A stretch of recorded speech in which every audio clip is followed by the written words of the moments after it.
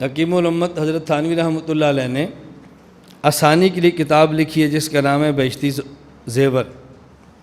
بہشتی زیور ان کی نقل میں غیر مقلدین نے بھی لکھی ہے، ان کی نقل میں اہل بدعت نے بھی لکھی ہے، کتابیں ہر طبقے نے لکھی ہیں، لیکن بنیاد حکیم الامت حضرت تھانوی رحمۃ اللہ علیہ کی بہشتی زیور ہے۔ ایک بات یہاں سمجھیں، بہشتی زیور میں حضرت تھانوی نے مسائل لکھے ہیں لیکن مسائل کے دلائل نہیں لکھے۔ اب غیر مقلد عوام کو دھوکہ یہ دیتے ہیں کہ دیکھو یہ ہمارے مذہب کی کتاب ہے اور اس میں ہر مسئلے کے ساتھ دلیل ہے، اور یہ دیکھو حضرت تھانوی دیوبندیوں کی کتاب بہشتی زیور ہے اور پوری کتاب میں کسی مسئلے پر کوئی دلیل نہیں ہے۔ تو آپ کو کتاب کون سی چاہیے؟ جس کتاب میں مسائل کے ساتھ دلائل بھی ہوں یا جس کتاب میں مسائل و ساتھ دلائل نہ ہوں؟ تو لوگ کہیں گے جی وہ کتاب جس میں دلائل بھی ہو، تو کوئی جی قرآن حدیث کے دلائل والی کتاب لینی ہے تو ہماری ہے، اور اگر دوسری لینی ہے تو پھر دیوبند کی ہے۔ آپ دیکھیں پروپوگنڈا کتنا عجیب ہے، اگر دلائل والی کتاب لینی ہے تو ہماری، اور بغیر دلائل کی لینی ہے، تقلید کرنی ہے تو دیوبندیوں کی۔ مجھے ایک آدمی نے یہ بات کی تو میں نے اسے کہا ہم پوری بات کرتے ہیں، یہ ادھوری بات کرتے ہیں۔ ان کو چاہیے تھا بات کرتے لیکن پوری کرتے، وہ یہ کہ حکیم الامت حضرت تھانوی رحمۃ اللہ علیہ نے 3 کتابیں تحریر کروائی ہیں۔ نمبر 1 احکام القرآن، نمبر 2 اعلاء السنن، نمبر 3 بہشتی زیور۔ حضرت تھانوی نے فرمایا بھی ایک کتاب ایسی ہونی چاہیے کہ جس میں ہمارے مسائل ہوں اور ساتھ قرآن کریم کی آیتیں ہوں۔ کتاب لکھی گئی اور نام احکام القرآن ہے اور عربی میں ہے۔ ایک کتاب ایسی ہونی چاہیے کہ جس میں ہمارے مسائل ہوں اور دلائل میں حدیثیں ہوں۔ کتاب لکھی گئی اور نام اعلاء السنن ہے، 21 جلدوں میں۔ اور فرمایا یہ تو علماء کے لیے ہے کہ وہ مسائل بھی دیکھیں دلائل بھی دیکھیں، عام آدمی کے پاس اتنا وقت نہیں ہوتا کہ مسائل اور دلائل دونوں دیکھے، اور اتنی صلاحیت بھی نہیں ہوتی کہ دلائل کو سمجھے، تو ایک کتاب اور لکھ دیتے ہیں کہ جن میں صرف مسائل ہوں اور ساتھ دلائل نہ ہوں، اور کتاب بھی اردو زبان کے اندر ہو تاکہ عام آدمی اس سے استفادہ کرے، اس کا نام ہے بہشتی زیور۔ تو میں نے کہا ان کو یہ بات کہنی چاہیے تھی کہ ہمارے پاس صرف ایک کتاب ہے اور مولانا تھانوی جو میں کتاب دی وہ ایک نہیں بلکہ وہ 3 ہیں۔ تو حضرت تھانوی کا پورا کام پیش نہیں کیا، ایک حصہ پیش کیا اور 2 حصے ہضم کر گئے، اور اس کا نام رکھا جی احقاق حق ہے۔ یہ قرآن کی خدمت ہو رہی ہے، حدیث کی خدمت ہو رہی ہے۔ اگر قرآن کریم اور حدیث کی خدمت ہوتی تو پھر یہ کہنا چاہیے تھا کہ قرآن کریم کے دلائل مسائل کے ساتھ ہوں، احکام القرآن ہے، احادیث کے دلائل مسائل کے ساتھ ہوں، اعلاء السنن ہے، اور ایک کتاب جس میں مسائل اور دلائل نہ ہوں، اس کا نام بہشتی زیور ہے۔ بتاؤ حضرت تھانوی رحمۃ اللہ امت پہ کتنا احسان فرمایا ہے۔ تو یہ قابل قدر کام تھا، لیکن پروپوگنڈا کر کے اس کو غلط انداز میں پیش کر دیا۔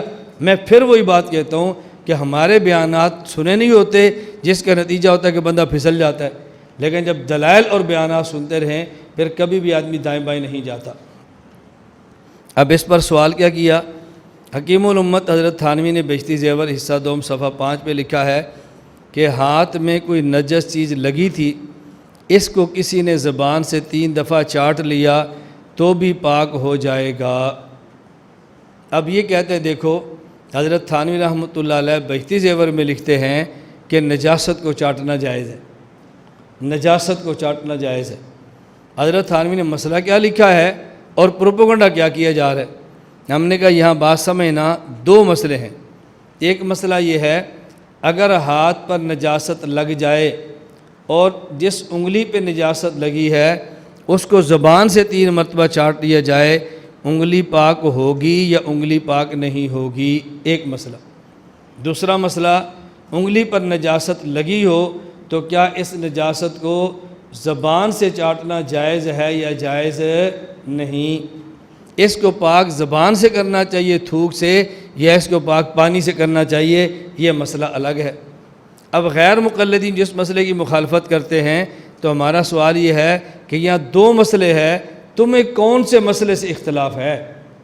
اگر تمہیں اس مسئلے سے اختلاف ہے، اس عبارت کے اس حصے سے کہ اگر ہاتھ پہ نجاست لگی ہو اور 3 دفعہ چاٹیں تو ہاتھ پاک ہو جاتا ہے، اگر تم یہ مسئلہ نہیں مانتے، اس مسئلے میں ہمارے پاس دلائل موجود ہیں۔ صحیح بخاری، حضرت امام بخاری باب قائم کرتے ہیں، بابن حل تصلی المرأۃ فی ثوب حاضت فی، کہ عورت کو اگر ماہواری کا جس کپڑے میں خون آیا کیا اسی کپڑے میں نماز پڑھ سکتی ہے کہ نہیں؟ اور دلیل پیش کی ہے، امی عائشہ رضی اللہ تعالیٰ عنہ فرماتی، ما کان لاحدانا الا ثوب واحد، ہمارے پاس ایک کپڑا ہوتا تھا، مدینہ منورہ میں صحابیات کے پاس ایک کپڑا ہوتا تھا، تحیض فیہ، اسی میں ان کا ماہواری کا خون آتا، فاذا اصابہ شیء من دم، جب ان کے کپڑے کو ماہواری کا خون لگ جاتا، قالت بریقہا فمسحتہ بظفرہا، تو وہ اپنے تھوک سے اس کپڑے کو صاف کرتی اور خون سے کھرچ دیتی اور اسی کپڑے کے اندر نماز پڑھ لیتی۔ تو یہاں دیکھو مسئلہ کیا تھا، ایک ہے تھوک جو منہ کے اندر ہے یوں صاف کرنا، اور ایک ہے تھوکنا اور تھوک کر صاف کرنا۔ تھوک سے صاف تو کیا جا رہا ہے نا۔ نمبر 2 حوالہ دیکھیں، مصنف ابن ابی شیبہ، یہ حضرت امام بخاری ابو بکر ابن ابی شیبہ کے، امام بخاری کے استاذ ابو بکر ابن ابی شیبہ کی کتاب ہے، باب فی الرجل یری فی ثوبہ الدم فیغسلہ، اگر کوئی بندہ اپنے کپڑے پر خون دیکھے اور اس خون کو دھو لے تو اس کا حکم کیا ہے؟ فرماتے ہیں سعید بن جبیر کہتے ہیں، ان کان بعض امہات المومنین لتقرص الدم من ثوبہا بریقہا، امہات المومنین رضی اللہ تعالی عنہن میں سے بعض وہ تھیں کہ جو خون کو اپنے منہ کے تھوک سے صاف کیا کرتی تھی اور کپڑے کو پاک فرما لیا کرتی تھی۔ نمبر 3 مصنف ابن ابی شیبہ کے اندر دوسرا والا، حضرت حسن بن علی رضی اللہ تعالیٰ عنہ رآ فی قمیصہ ہی، ان نے اپنی قمیص کے اندر خون دیکھا، رآ فی قمیصہ دمن فبزق فیہ ثم دلکہ، ان نے وہاں پر اپنے خون جو قمیص میں دیکھا پہلے تھوک دیا پھر اس کو رگڑ دیا۔ حسن بصری نے اپنی قمیص کے خون کو اپنے تھوک سے صاف کیا ہے۔ اسی طرح کے حوالے اور بھی موجود ہیں جو آپ کے پاس درج ہیں۔ ایک مسئلہ یہ ہے، اگر نجاست انگلی پہ لگی ہو اس کو پانی سے دھونا چاہیے، لیکن کوئی بندہ پانی سے دھونے کی بجائے 3 مرتبہ چاٹے، انگلی پاک ہوگی یا نہیں ہوگی؟ پاک ہونے پہ دلائل ہم نے دیے، آپ کہتے ہیں انگلی کے چاٹنے سے انگلی پاک نہیں ہوگی، تو نہ پھر دلیل اس پہ تم پیش کر دو کہ پاک نہیں ہوگی۔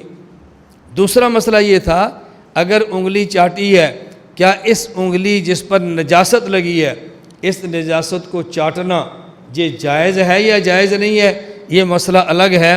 حضرت تھانی فرماتے ہیں ہاتھ میں کوئی چیز نجس چیز لگی تھی، اس کو کسی نے زبان سے 3 دفعہ چاٹ لیا تو بھی پاک ہو جائے گا، مگر چاٹنا منع ہے، مگر چاٹنا منع ہے۔ اور ہمارے پاس دلیل موجود ہے کہ نجاست کو چاٹنا منع ہے۔ قرآن کریم میں ہے، یا ایھا الذین آمنوا انما الخمر والمیسر والانصاب والازلام رجس من عمل الشیطان فاجتنبوہ، نجاست سے بچنا چاہیے، نجاست کے قریب نہیں جانا چاہیے۔ تو جب نجاست سے بچنا ضروری ہے تو نجاست کو انگلی سے چاٹنا کیسے جائز ہوگا؟ تو حضرت تھانوی یہ نہیں فرماتے کہ جائز ہے، وہ فرماتے ہیں ناجائز ہے، لیکن مسئلہ یہ ہے انگلی صاف ہو جائے گی یا صاف نہیں ہو گئی، یہ مسئلہ بالکل الگ تلگ ہے۔ یہ مسئلہ پیش ضرورت کیوں آئی لکھنے کی؟ اس کی وجہ دیکھیں، ہمارے یہاں دیہاتوں میں کئی بار ایسا ہوتا ہے کہ عورت کے ہاتھ میں سوئی ہوتی ہے، سوئی میں دھاگا ہوتا ہے، کپڑے کو سی رہی ہوتی ہے اور سوئی انگلی پہ لگے نا خون نکلے، وہ اٹھ کے دوڑ پر دھونے کی بجائے فوراً اپنے خون کو چوستی ہے اور پھینک دیتی ہے۔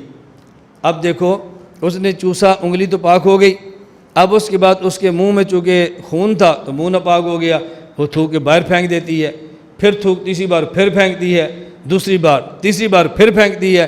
تو جو منہ کے اندر خون نجس تھا ایک بار پھینکا، پھر تھوک دوسری بار پھینکی، پھر تیسری بار پھینکی، تو منہ کے اندر تو نجاست کا نام و نشان ہی نہیں رہ گیا، اب منہ تو ناپاک نہیں ہوگا۔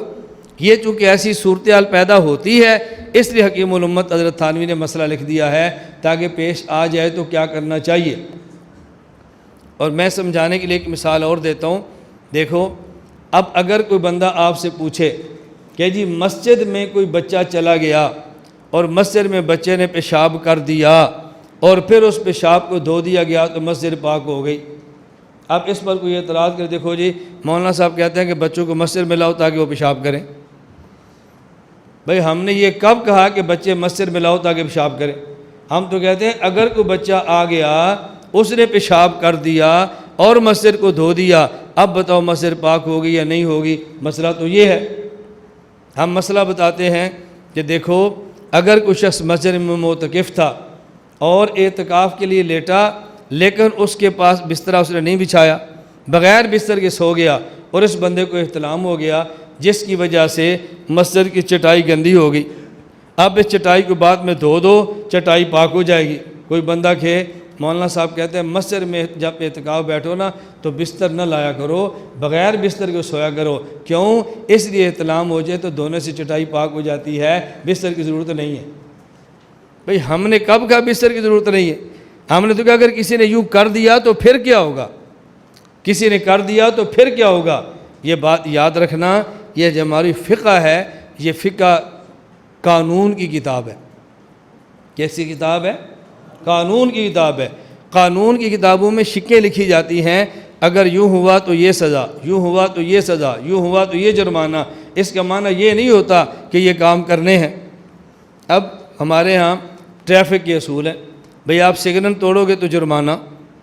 اب اس کا معنی ہے کہ آپ نے سگنل ضرور توڑنا ہے؟ بھئی وہ تو قانون بتایا ہے، اگر توڑا تو جرمانہ ہوگا، نہیں توڑا تو نہیں ہوگا۔ کوئی بندہ کہے جی بھئی تو نے سگنل کیوں توڑا ہے؟